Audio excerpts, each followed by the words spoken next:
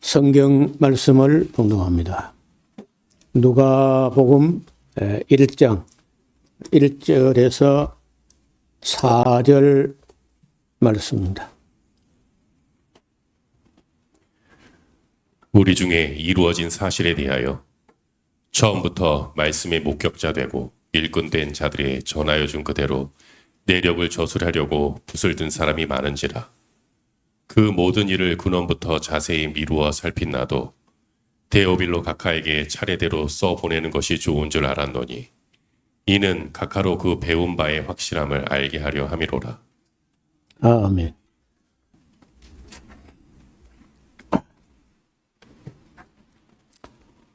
네, 그동안 마가복음이 짧은 복음서인데 오히려 짧았기 때문에 너무 단축되어서 어쩌면 설명을 좀 더 해야 하는 그런 모양으로 진행되었습니다. 그래서 책의 길이에 비해서는 마가복음에서 시간을 많이 보낸 것 같습니다. 오늘 이제 누가복음을 보게 되는데 저는 뭐 다른 복음서도 다 소중하고 또 제가 많이 그 관심을 가지고 들여다보지만은 특별히 누가복음을 만나게 될 때는 또 다른 그런 소회가 있는데 그것은 이방인이 있었다는 거예요. 그리고 성경 66권 중에 64권은 다 유대인이 있었어요. 그런데 아시는 대로 누가복음하고 사도행전 딱 두 권만 유대인이 아닌 헬라인 누가가 쓴 건데 그런 면에서도 이제 우리 이방인 중에서도 성경 기록에 참여한 분이 있다는 데 의미가 있기도 하고 또 이제 구약 성경이야 뭐 히브리어로 썼으니까 히브리어로 쓰니까 괜찮은데 신약은요 이게 유대인들이 썼는데 유대말로 안 쓰고 헬라어로 쓴 거예요. 그러면 아무리 유대인이 헬라어를 잘한다 해도 그거 쉽지 않습니다. 여러분 한국 사람들이 영어로 된 문서를 한국어로 번역을 하는 거야 또 조금 낫지만은 한국 사람이 영문학 작품을 쓴다는 건 다른 문제죠. 그건 쉽지 않거든요. 영국 사람의 영문학 작품도 어려운데 한국 사람이 영어로 해가지고 영문학 작품을 쓴다는 건 그건 딴 문제예요. 그래서 어떤 면에서는 신약의 다른 문서 다시 말하면 누가는 헬라인으로서 헬라어를 쓴 것이고 다른 신약의 25권은 그 유대인 중에서 탁월한 분들이긴 하지만은 헬라어로 썼기 때문에 문맥이라든지 이런 게 그렇게 매끄럽지 않은 경우가 있다는 거예요. 그래서 오늘 우리가 모처럼 헬라인이 헬라어로 쓴 신약 성경 누가복음을 만나게 된 겁니다. 그런데 그 책을 딱 사면은 책을 뭐 사거나 빌리거나 이렇게 해서 책을 접하게 될 때 앞부분 첫머리에 한 몇 장을 이렇게 읽어보면은 거기에 이제 서문 같은 게 나오거나 그 책머리에 그 한 몇 페이지 정도를 읽어보면요. 그 사람, 글 쓴 사람의 어떤 실력이나 필력이나 이런 게 언뜻 보이게 돼요. 그 중에 이제 누가복음은 특별히 그런 책인데 그 예사로 그냥 밋밋하게 읽어 나갈 수 있으나 여러분 혹시 뭐 책을 써보거나 글을 써본 사람 또 여러 책을 읽어보고 비교 대조해 본 사람들에게는 또 다른 관점에서 느낌이 해로울 수 있어요. 몇 문제 한번 볼까요? 우리 중에 이루어진 사실에 대하여라고 시작해요. 여러분,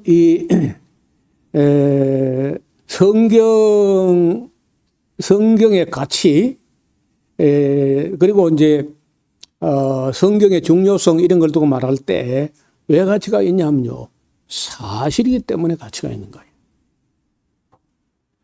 사실, 팩트.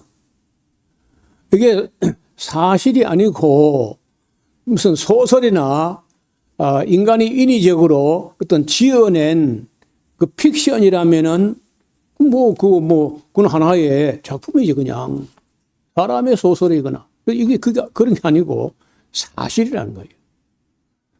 그래서 제가 딱 그 책을 열자마자 맨 먼저 부닥쳐오는 말이 사실을 기록했다고? 이건 대단한 거죠. 사실에 대하여 처음부터 말씀의 목격자. 여러분, 말씀이 보입니까? 보여야 목격자가 있을 거 아니에요.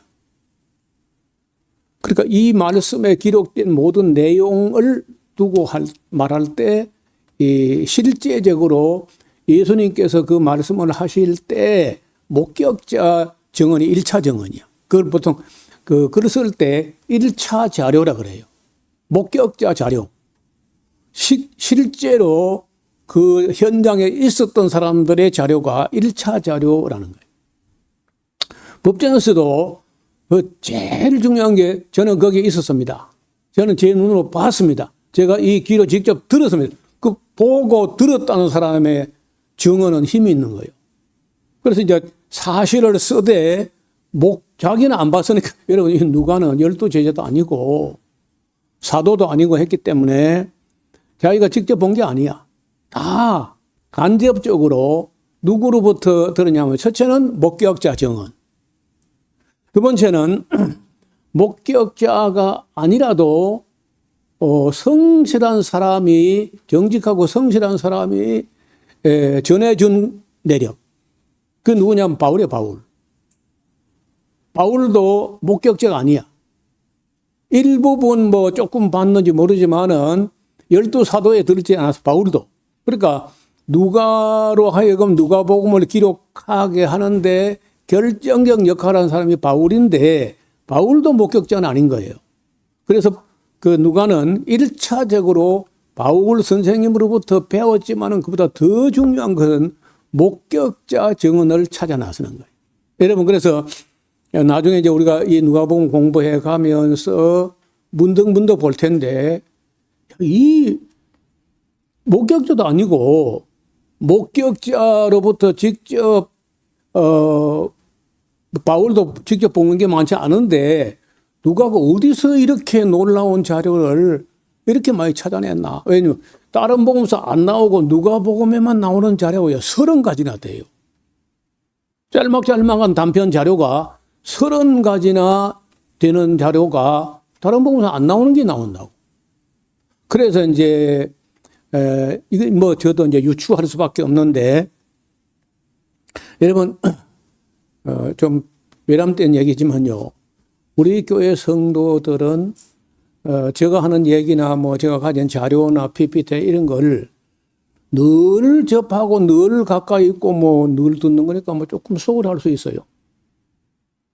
그런데 먼데 있는 사람들, 지금도 해외에서 듣는 사람이야. 우리에게 오고 싶어도 오지 못하는 사람들은요, 그걸 굉장히 소중히 여겨가지고, 찾고 뒤지고 돈을 주고 사고 이렇게 하는 거예요. 그게 왜 그러냐. 가까울수록 소홀하기 쉽고, 안 본 것일수록 더 간절할 수 있다는 거예요. 그럼 그럴 수밖에 없어요. 그래서 누가나 자기가 직접 못 봤고, 직접 본 사람에게서 배운 것도 아니고, 이제 이러니까, 이게, 실제로 그 예수님 그 말씀하실 때, 그런 일을 하실 때, 그 목격자, 진짜 증인, 이런 사람들을 찾아 나서는 일에 소홀히 하지 않았다는 거예요. 굉장히 열정으로 찾아서, 언제 그리 찾았느냐 하면은, 나중에 사도행전 공부할 때, 다시 공부가 되겠는데, 여러분, 바울이 3차, 2차, 전도 여행을 마치고, 3차? 바울이 가이사라 감옥에 2년간 갇힌 적이 있었어요. 로마로 가기 직전에. 3차 전쟁 이후구나. 가이사라 감옥에 2년간 갇혀 있을 때 누가는 갇히진 않았거든요. 그런데 사도 바울이 가이사라 감옥에 2년간 갇혀 있다는 건 참 딱한 일이야. 왜냐? 그렇게 일하고 싶은 양반이 지금 스페인까지 가면 지금 땅끝까지 가는 거 그럼 예수님 올 거라고 생각하는데 2년씩이나 응유되면 어떻게 그래? 그렇게 기가 막힌 날들이 바울로서는 참 아쉽고, 만약 그 2년 동안에 자유로웠다면은 교회를 한두 개 더 세웠거나 대단한 활동을 했을 거예요. 바울 같으면 노는 분 아니니까. 그런데 바울로 하여금 바울이 또 감옥에 있다 해가지고 뭐 거기에 놀거나 잠자거나 그렇게 하지 않고 또 거기서 연구하고 기도하고 계시를 얻고 비밀을 깨닫고 그렇게 하죠. 근데 그보다 더 중요한 것은 누가로 하여금 누가복음과 사도행전을 기록해서 자료를 수집할 수 있는 특별한 기회가 된 거예요.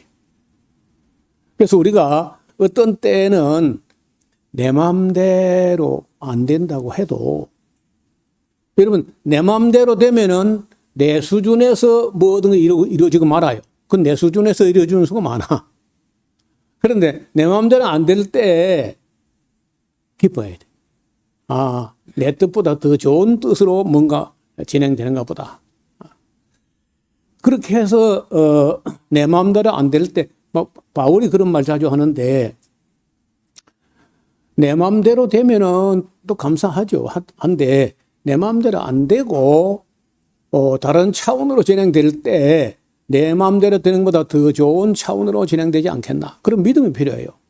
지금 바울이 갇혔다는 거는 아무래도 억울하고 기가 막히고 세월이 아깝고 그렇잖아요. 그런데 저는 볼 때 바울이 만약에 갇히지 않았다면 바로 그 길로 로마로 갔을 거거든. 그럼 누가가 이 어마어마한 자료를 수집할 기회는 없는 거예요. 역사에 만약이라는 건 존재하지 않으니까 그 만약을 상정할 필요는 없지만은, 만약에 그랬다면은 이 소중한 자료가 누락될 뻔했다는 거예요. 그런 의미에서 모든 바울이 늘 하는 말이 하나님을 사랑하는 자, 그리고 그 뜻대로 부르심을 입은 사람들에게는 모든 것이 일어나는, 내 마음대로 되는 거, 내 마음대로 안 되는 거, 이 모든 것이 합력하여서 결론으로는 선을 이루더라. 이건 대단한 신앙 고백이거든요. 저도 보면은 제가 원했던 대로, 제가 바랬던 대로, 제가 기억한 대로 된 게 조금 있어요. 몇 개 있는데 대부분은 그래 안 돼요. 대부분 그래 안 되고, 그때는 막 기가 막히고 가슴이 답답하고 이런 수가 있었는데, 한 몇 년 지나고 나서 보면요, 그때 내 마음대로 돼서는 큰일 날 뻔했다. 제가 원지도 14년간 있다가 결국 쫓겨났거든요. 쫓겨났을 때 참 기가 막히고 사람들이 때로는 원망스럽기도 하고 별 생각이 다 들었어요.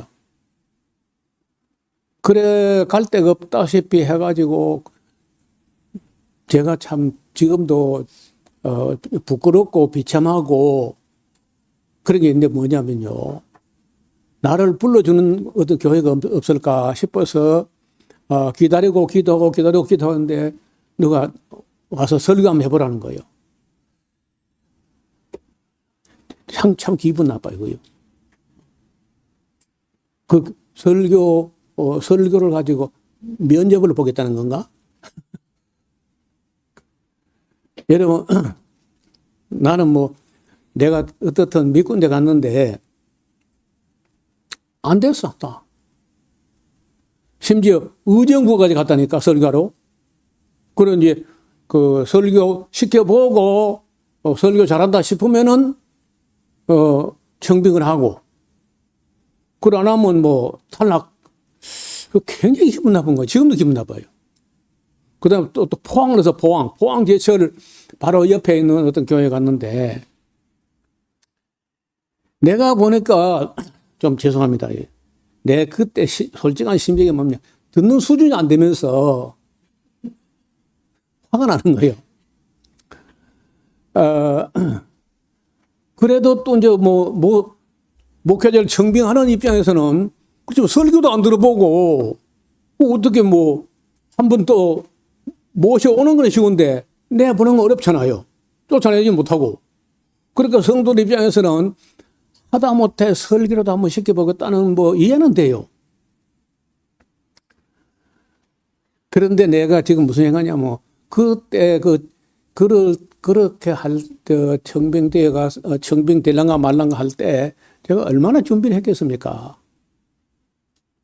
아이들 지금 중3, 고3 막 이런 식으로 해가지고, 어려울 때, 청빙 안 되면 이제 길바닥 나 앉을 판인데 얼마나 절박하겠어요. 그러니까 정말 준비해가지고, 설교를 했는데 내가 지금 돌아보니까 설교를 너무 수준 높게 한 거라. 대충 해야 되는데 너무 수준 높은 그런 설교를 했는데 듣는 수준이 안 되니까 내가 아무리 봐도 못 알아듣는 것 같아. 그러고 있는데 밀양 무안교에서 콜이 왔어요. 그래, 1년 전에 예배당 불타버리고 없고 사택은 있다. 그리고 사택 2층에 교육관이 있는데, 이런 사택 2층에 교육관이 있으면 얼마나 뛰고 또 시끄럽겠나, 밑에서. 층간소음이라 그러죠.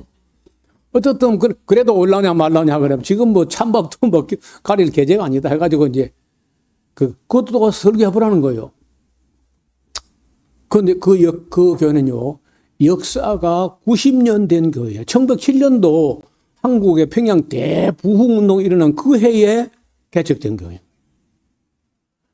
내가 37번째 교역자인 거예요. 그러니까 교역자를 많이 바꿔봤어. 2년이 보통이고 3년을 채 못 넘기고 바뀌고 그랬던 거예요. 그러니까 교역자도 많이 비교도 해봤고 역사가 있으니까 설교 들어봤고 이제 그래서 그런지요. 듣는 수준이 있는 거예요. 그래 똑같은 설교했거든요. 의정부 한 설교나 포항 간 설교나 진술을 준비했으니까 근데 만장일치로 통과된 거예요. 밀양무안교회에서. 여러분 그래서 그 뒤로 제가 그런 목회자를 청빙할 때 알아보고 소개한 사람을 통해서 알아보고 아니면은 교회 대표자 한 사람이 두 사람이 한번 하지 말고 가서 분별력 있는 사람을 볼 수 있는 안목 있는 사람이 가서 평소에 설교하는 걸 보고 특별히 청빙해 가지고 준비하고 또 너무 수준 높아 못 알아들으니까 평소에 어떻게 살는가 가서 보고 모시는 게 도리다. 제가 여러 교회에서 그런 얘기를 했습니다. 어떻든 밀양에 가가지고 거기서 10년을 있다 온데 그 교회는 10년씩 교역자가 있는 교회가 아닌 거예요. 보통 2년, 3년마다 다 바꿔치우는 교회인데 내가 10년을 했으니까 동민들이요. 왜 안 가노? 다 그랬다 그래야겠다. 왜 안 가냐? 여러분, 사람들이 글을 쓰는 사람도 수준이 있어야 되고 또 읽는 사람도 수준이 있어야 되는데 저는 어줍지 않지만은 책을 몇 권 써보기도 하고 또 다른 사람이 쓴 책을 많이 읽어보고 하는 중에 누가복음 읽으면서 야, 이거는 헬라인이 쓴, 또 헬라인도 보통 레벨이 아니고 당시에 최고 세계 3대 도시 중에 하나가 안디옥인데 안디옥이라고 하는 굉장히 앞선 도시, 그 로마가 최고 크고 앞선 도시고 그다음에 알렉산드리아, 안디옥이 3대 도시 중에 그 안디옥 출신 헬라인이면서 헬라어가 능숙한 사람이고 그리고 엘리트에 속하는 거예요.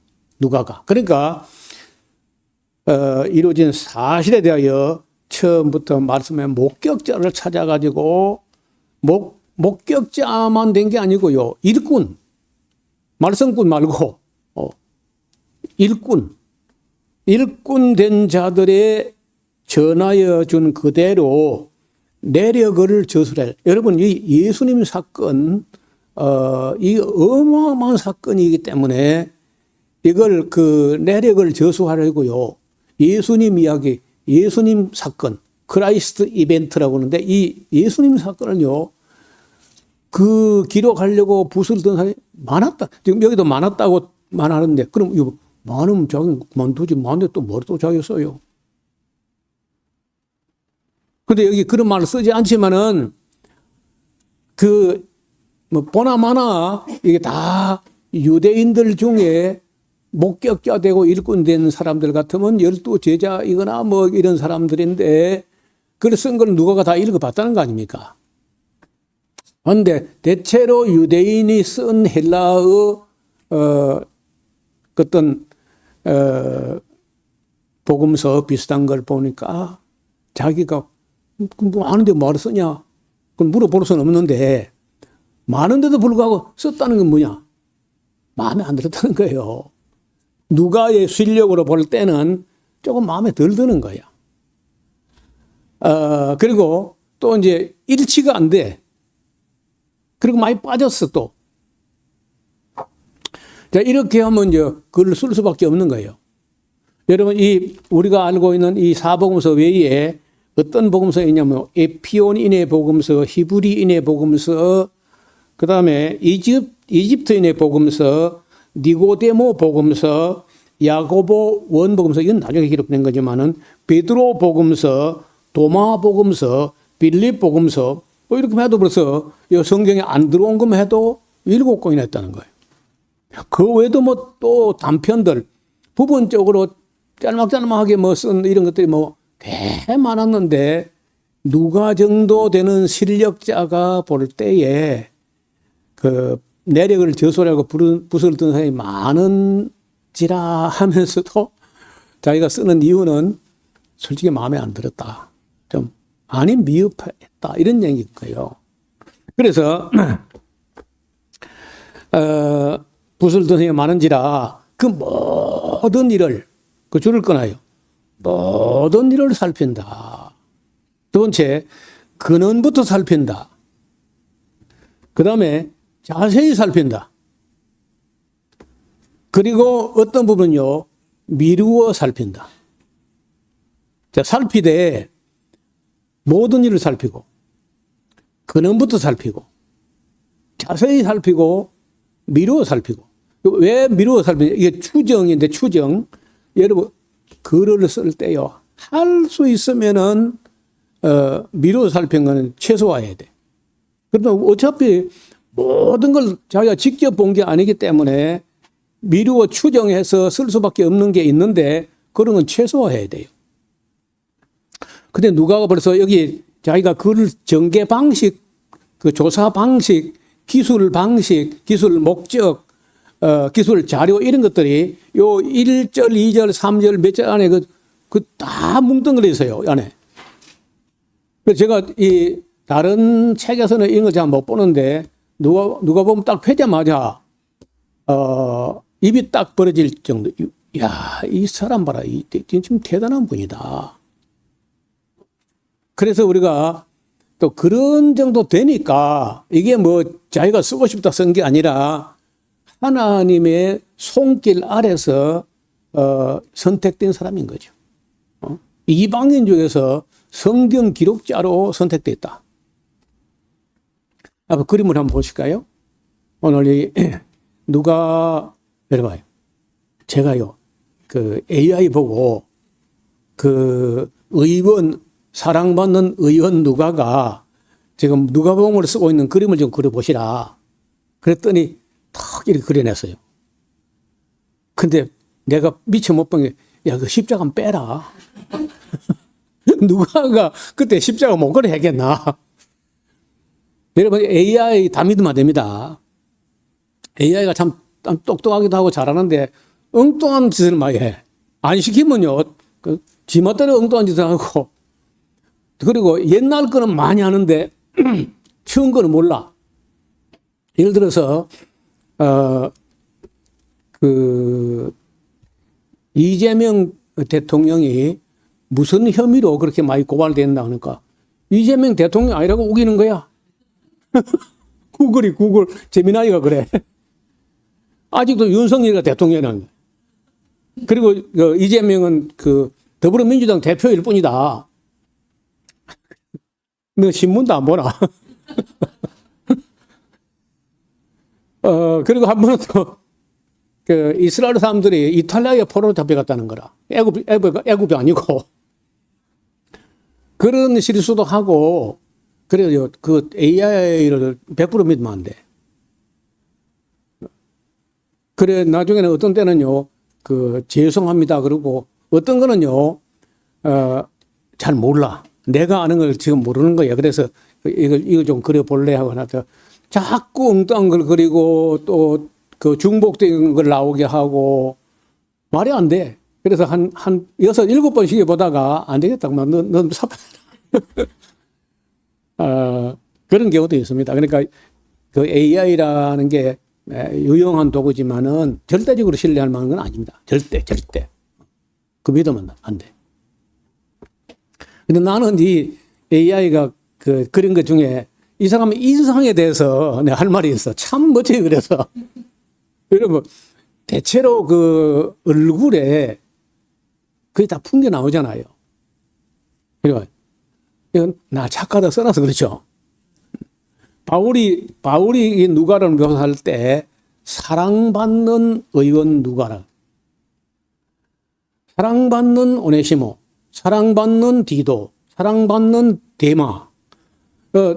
사도 바울이 자기 곁에 있는 사람들 그 편지 쓰면서 사랑받는 누구누구가 함께 문안한다고 쓰는 사례가 몇 번 나오는데 바울 사도가 어떻게 그렇게 위대한 일을 할 수 있었느냐. 바울이 훌륭한 면도 있죠. 바울이 훌륭한 면 그거는 뭐 아무도 부인 못해요. 그런데 그게 바울이 혼자 하는 게 아니에요. 바울 곁에 이런 사랑받는 사람들이 많았다는 거예요. 그 중에 특히 누가, 이 사랑받는 누가 같은 이런 분이 있어가지고 그 영혼의 의사와 육체의 의사가 함께 의료, 선교하고 동역을 하니까 바울이 그렇게 위대한 일을 할 수 있었다는 거예요. 그래서 이 그림은 AI가 그랬지만은 이거 작품을 만들어 걸어놔야 되겠다. 너무 잘, 요 십자가만 빼고.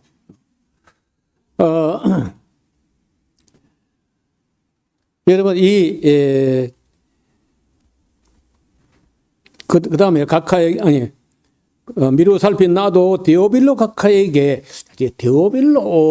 데오스 필로스라는 말인데, 하나님이 사랑하는 자, 하나님의 사랑을 받은 자, 하나님을 사랑하는 자, 하나님의 사랑하는 자, 이게 다 가능해요. 실명인지, 가명인지, 분명하지 않습니다. 무슨 말이냐면은, 굉장히 글을 잘 쓰는 사람은요, 실제 대상을 이 글을 써서 헌정하기 위해서 실제 보내는 수신자일 수도 있고, 가상의 수신자를 만들어요.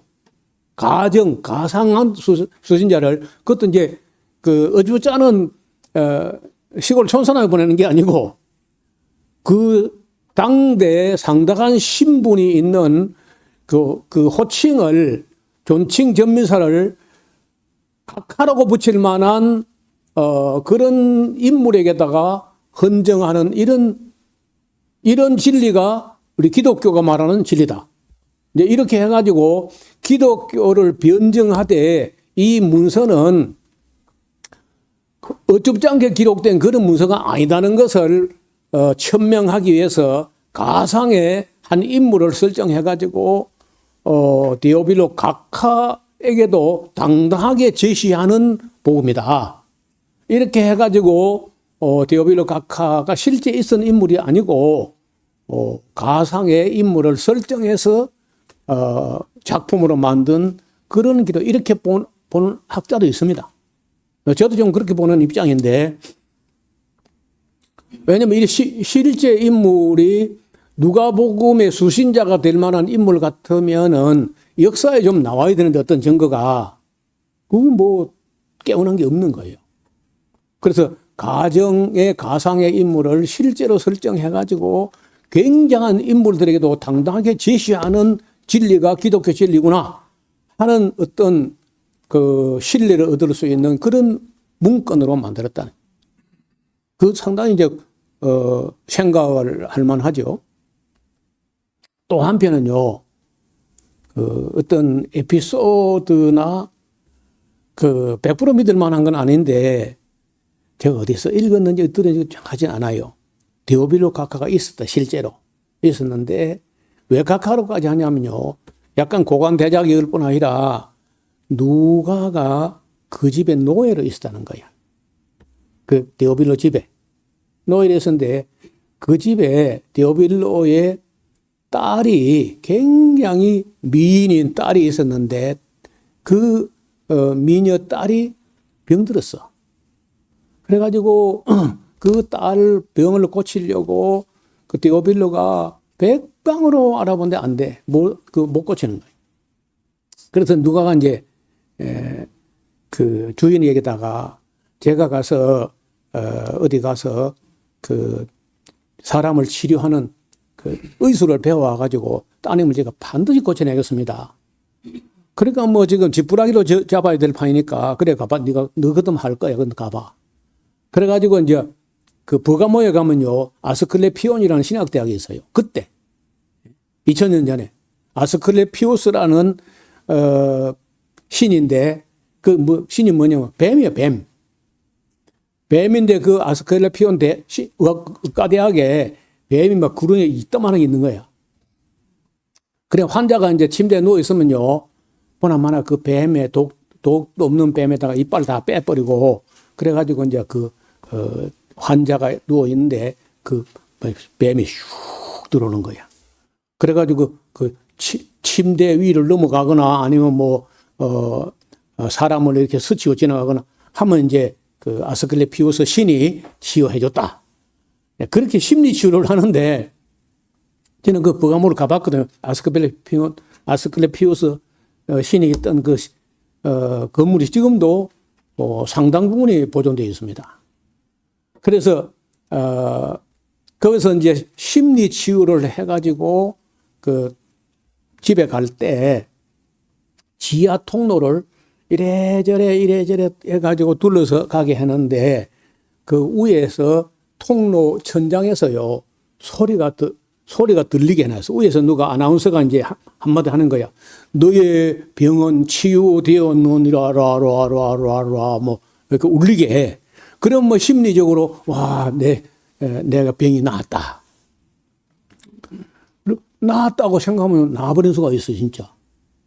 그래 거기가 그 인류 최초의 의과대학인데 아스클레피온.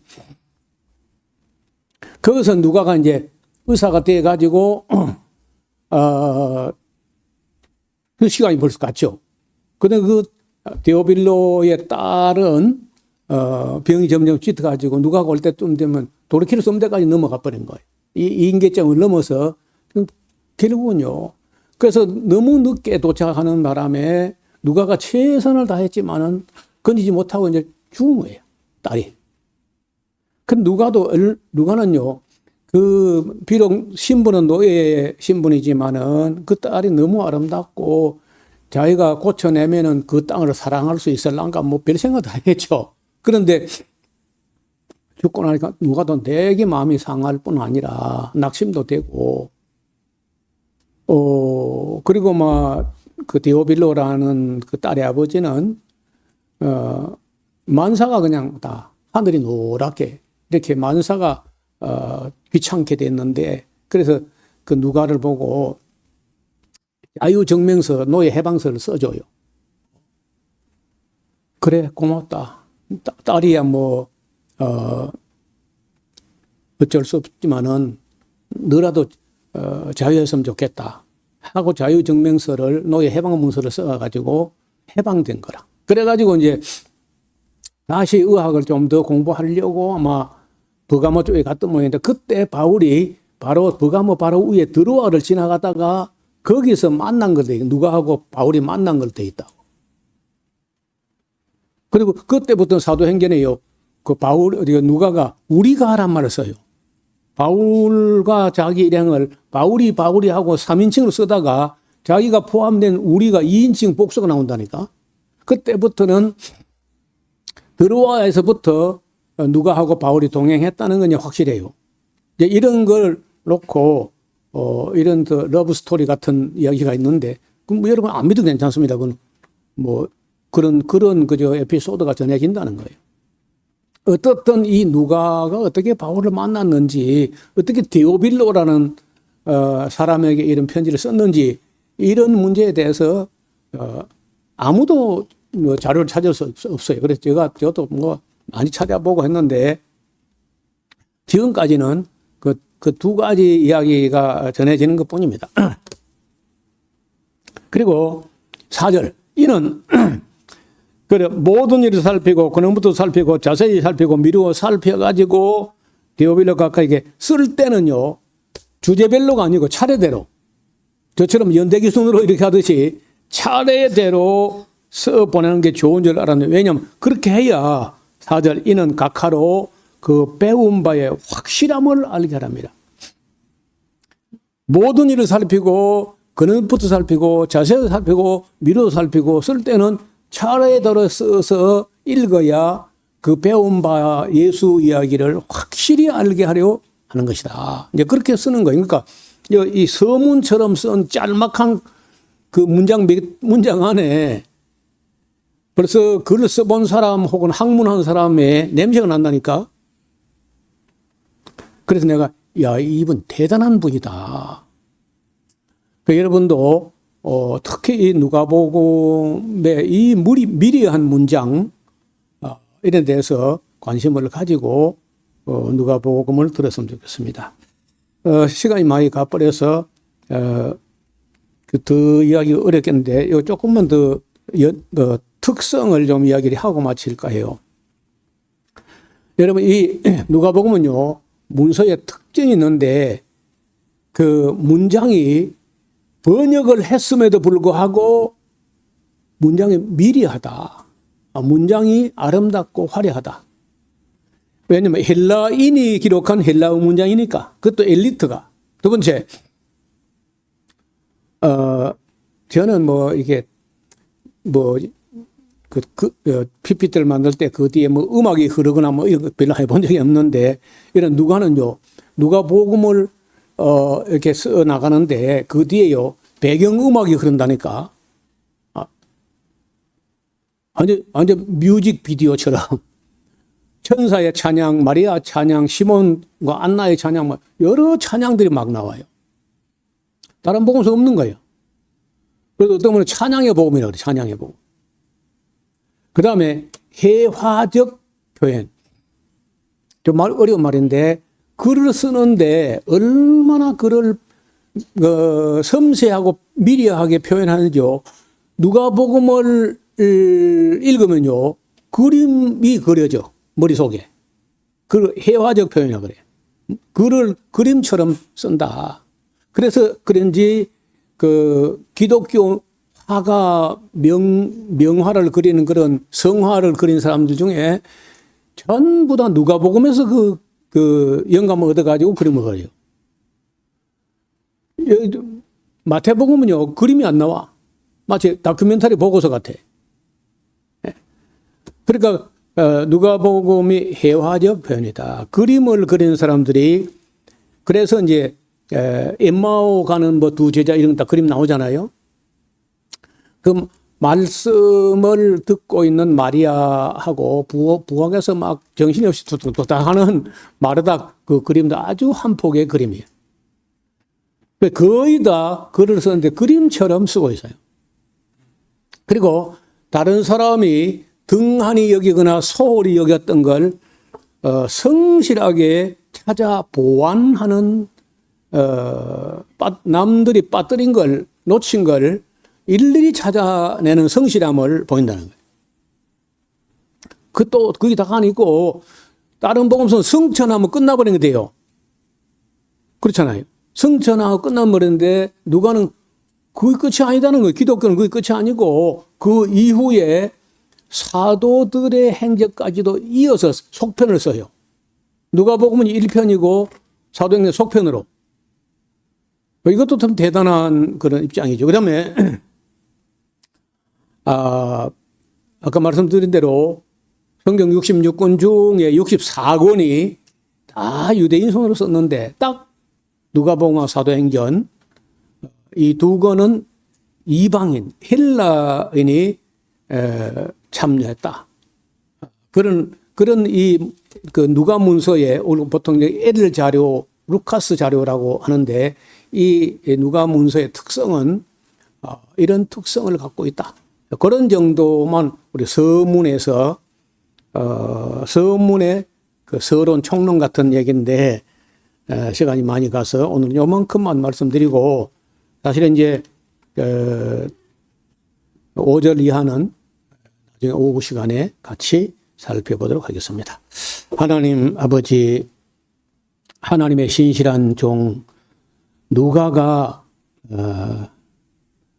자기는 직접 목격자도 아니고 12제자나 12사도도 아니었지만은 먼저 1차적으로 목격자를 찾고 일꾼된 자들에게 전해준 것을 먼저 챙기고 그리고 자신이 또 성실하게 보완 조사를 다 해서 모든 일을 살피고 근원부터 살피고 자세히 살피고 미루어 살펴가지고 이걸 쓸 때 차례대로 써서 디오빌로라는 사람이 이왕 배운 것을 확실하게 알게 하려고 애를 쓰는 그런 마음으로 기록된 문서를 오늘 우리가 살펴봤습니다. 그래서 우리도 디오빌로가 된 그런 마음으로 누가복음을 성실하게 공부하는 그런 기회가 되게 하여 주옵소서.